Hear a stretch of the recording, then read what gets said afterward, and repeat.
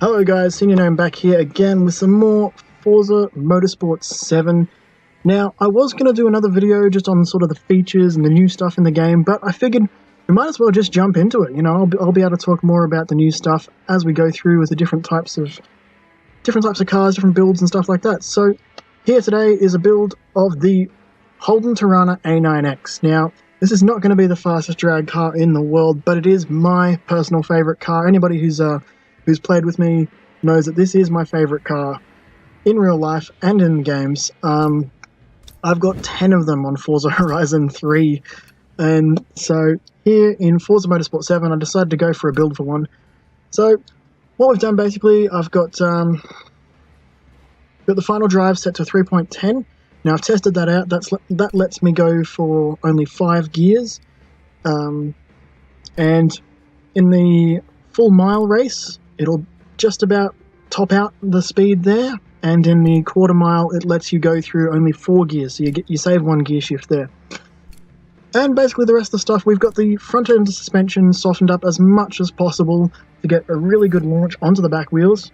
The front wheels are cambered maximum because they do absolutely nothing in drag racing other than that little bit of steering you touch every now and then, so full 5 degrees of camber on that makes them as out of the way as possible. And then you've got for the springs, I've got them at maximum height all round because that lets you that gives you the most suspension movement, which is really helpful in the drag racing. It softens things up a little bit, gives you a better launch. And in some cars you won't be able to go for the softest suspension on the front end. Obviously you can, but that will give you a really big launch. And for example, with my drag racing Beetle, which you guys will see a video of probably pretty soon, I've got a drag Beetle, and I did have the softest suspension on the front end of that, but it launched a little bit too hard, so you'd end up doing a wheelie and it would hit the rear bumper of the car, and you'd end up going sideways off the line, which wastes time, and it's a lot less consistent. So I stiffened that up a little bit, and it helped with the launch.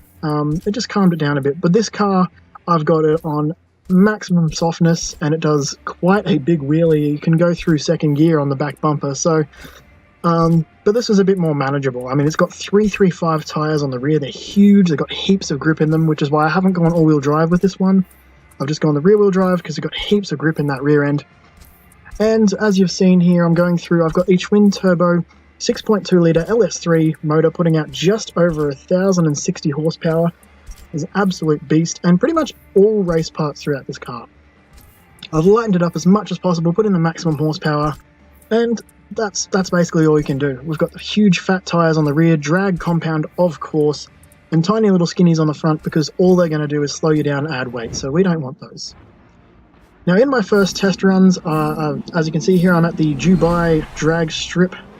It's so cool to have proper dedicated drag racing in here. I mean, you can do proper timing now, which really helps. You can go against the AIs, which are absolutely useless, but a bit of fun. Anyway, as you can see there, I did a 9.4 second run. Now, I thought that was pretty decent. I was pretty happy with that, but I've found that of all the drag strips in the game, the airport does give you the most grip. So if you guys are out there trying to chase the best times you can get, go to the airstrip, because that has the best grip. And as you can see here, both of these runs are really no wheelie and a little bit of wheel spin in both of these. So 9.26 seconds there was an improvement I was excited about.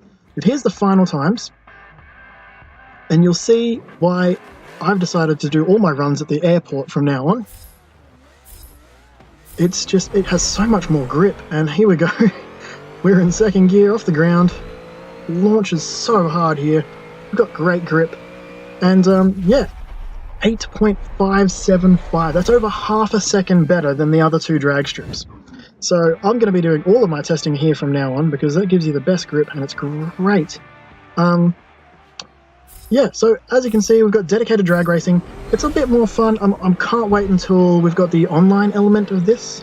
This was something I'd just gotten back into a couple weeks back. Forza 5 was free to download, and I'd never bought Forza 5. I never ended up buying that.